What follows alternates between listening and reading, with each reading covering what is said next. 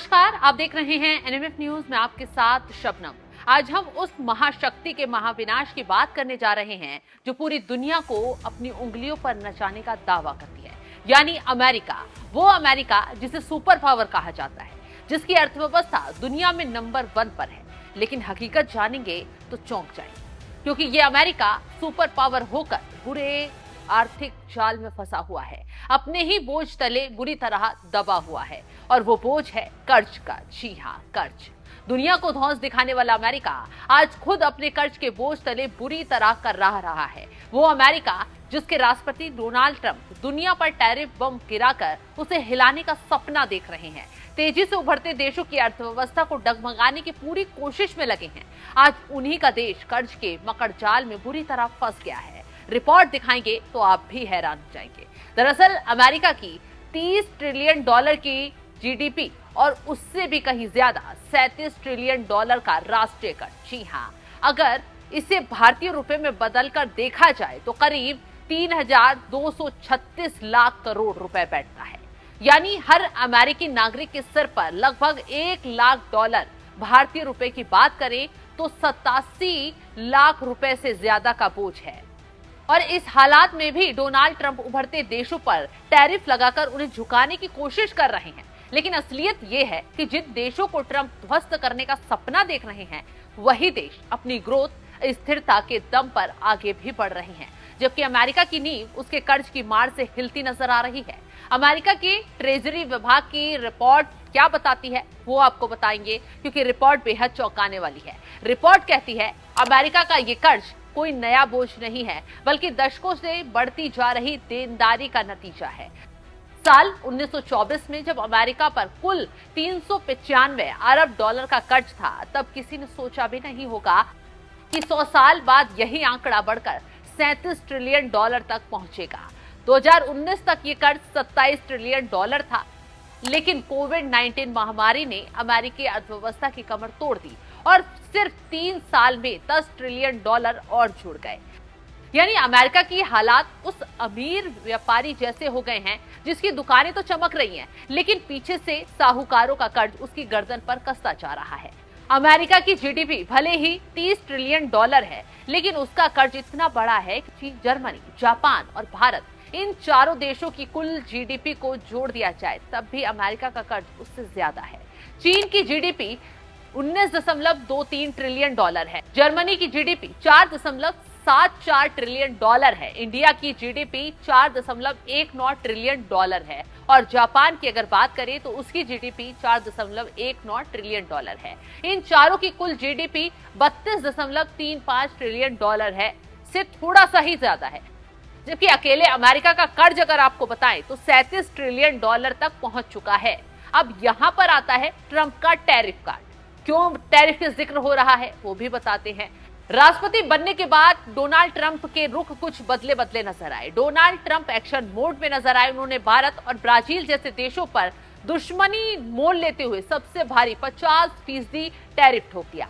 7 अगस्त से उन्होंने कई कैटेगरी पर 25% टैरिफ वसूलना शुरू भी कर दिया है। इतना ही नहीं, रूस से आने वाले तेल पर 25% का अतिरिक्त टैरिफ लगाकर और बड़ा झटका दिया, जो 27 अगस्त से लागू होगा। ये कदम दुनिया को संदेश देने के लिए है कि अमेरिका अभी भी ताकतवर है। दुनिया पर दबाव बनाने, डील के लिए उनके साथ शर्तें थोपने और उभरते देशों को गिराने के लिए है।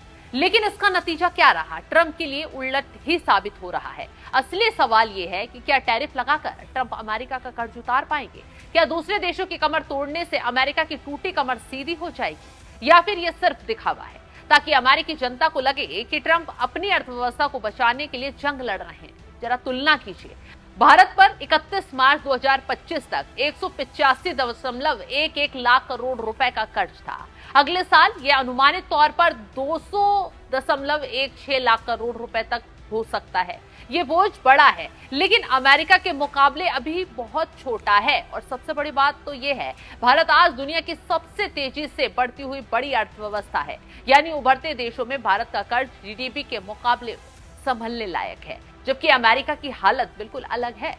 अमेरिका रोजाना अपनी कमाई से ज्यादा खर्च करता है। मान लीजिए वो $100 कमाता है, लेकिन खर्च $120 का कर देता है। ये $20 का घाटा हर साल उसे और कर्ज कर्जदार बना देता है। यही चक्र अमेरिका की रीढ़ तोड़ रहा है। लेकिन ट्रंप इस दर्द को छुपाकर दुनिया को धमकाने में लगे हुए हैं। चीन पर उन्होंने दबाव बनाने की पूरी कोशिश की। रूस से तेल खरीदना बंद करो, चीन ने उनकी एक नहीं सुनी। उल्टा अमेरिका को ही रेयर अर्थ मिनरल्स एलिमेंट्स के एक्सपोर्ट पर बैन लगाकर झटका दे दिया।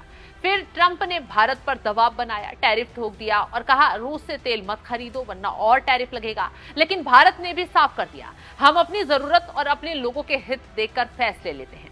यही बात ट्रंप को खल गई, क्योंकि अमेरिका सोच रहा था कि उसकी धौंस से भारत डर जाएगा। लेकिन भारत तो डरा नहीं, बल्कि डटकर मुकाबला किया, अपने फैसलों पर अड़िग रहा। यही वजह है कि ट्रंप का गुस्सा बार बार हिंदुस्तान पर निकल रहा है। असलियत यह है कि अमेरिका अपनी लड़ाई खुद हार रहा है। दुनिया को टैरिफ से डराने वाला देश अब कर्ज की दीवारों में कैद हो चुका है। उसकी आर्थिक मशीनरी उस कार की तरह हो गई है जो बाहर से चमकती है लेकिन इंजन अंदर से जाम हो चुका है। और सबसे बड़ा खतरा तो यह है कि ये कर्ज ऐसे ही बढ़ रहा और बढ़ता रहा तो आने वाले दशक में डॉलर की ताकत भी डगमगा सकती है। और यही वजह है कि ट्रंप चाहे जितना भी शोर मचा ले, लेकिन दुनिया देख रही है कि सुपर पावर अमेरिका आज कर्ज का गुलाम बन चुका है। दुनिया को टैरिफ के जाल में उलझाने वाला अमेरिका आज अपने ही कर्ज के जाल में फंसा हुआ है। ट्रंप चाहे जितनी धौंस दिखा ले, सच्चाई यही है कि सुपर पावर की पहचान अब कर्ज की गुलामी में डूब चुकी है। और उभरते हुए देश जिन पर अमेरिका दबाव बना रहा है, वही भविष्य की अर्थव्यवस्था के नए सितारे बनकर उभर रहे हैं। फिलहाल इस खबर को लेकर आप क्या राय रखते हैं, कमेंट बॉक्स में जरूर बताइएगा। Basically a group of countries that are anti the United States, and India is a member of that, if you can believe it. It's an attack on the dollar, and we're not going to let anybody attack the dollar. So it's partially BRICS, and it's partially the trade situation. It's the deficit. We had a tremendous deficit. So, as you know, Prime Minister Modi is a friend of mine, but they don't do very much business in terms of business with us. They sell a lot to us, but we don't buy from them. You know why? Because the tariff is so high. They have one of the highest tariffs in the world. Now they're willing to cut it very substantially, but we'll see what happens. We're talking to India now. We'll see what happens. And it doesn't matter too much whether we have a deal or whether we charge them a certain tariff. But you'll know at the end of this week.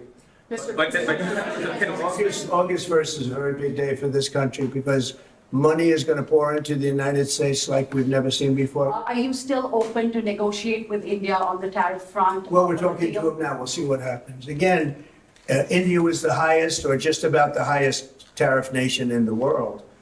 And one of the highest, 100 points, 150 points or percentages.